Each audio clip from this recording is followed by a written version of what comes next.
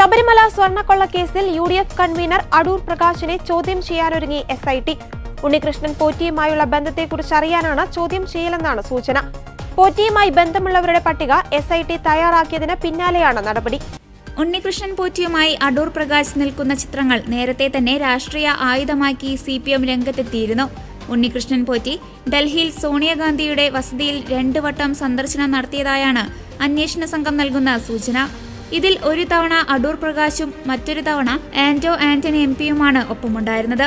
തന്റെ മണ്ഡലത്തിലെ വോട്ടറായ ഉണ്ണികൃഷ്ണൻ പോറ്റി സോണിയാഗാന്ധിയുടെ അപ്പോയിന്റ്മെന്റ് എടുത്തപ്പോൾ തന്നെയും ഒപ്പം കൂട്ടുകയായിരുന്നുവെന്നാണ് അടൂർ പ്രകാശിന്റെ വിശദീകരണം. എന്നാൽ അപ്പോയിന്റ്മെന്റ് ലഭിക്കാൻ പ്രയാസമുള്ള സോണിയാഗാന്ധിയെ കാണാൻ ഉണ്ണികൃഷ്ണൻ പോറ്റിക്ക് ഇത്ര വേഗത്തിൽ എങ്ങനെ സാധിച്ചു എന്നത് അന്വേഷണ സംഘം ഗൗരവത്തോടെയാണ് കാണുന്നത്.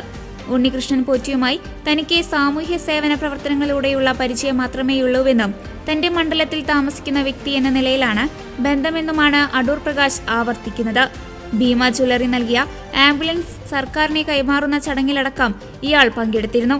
തന്നെ ആര് വിളിച്ചാലും കൂടെ പോകാറുണ്ടെന്നും ഉണ്ണികൃഷ്ണൻ പോറ്റിയുമായി മറ്റ് ബന്ധങ്ങളൊന്നുമില്ലെന്നുമാണ് അടൂർ പ്രകാശിന്റെ പ്രതികരണം. അന്വേഷണവുമായി സഹകരിക്കാൻ തയ്യാറാണെന്നും തെളിവുണ്ടെങ്കിൽ തനിക്കെതിരെ കേസെടുക്കട്ടെ എന്നുമാണ് അദ്ദേഹം മാധ്യമങ്ങളോട് പ്രതികരിച്ചത്.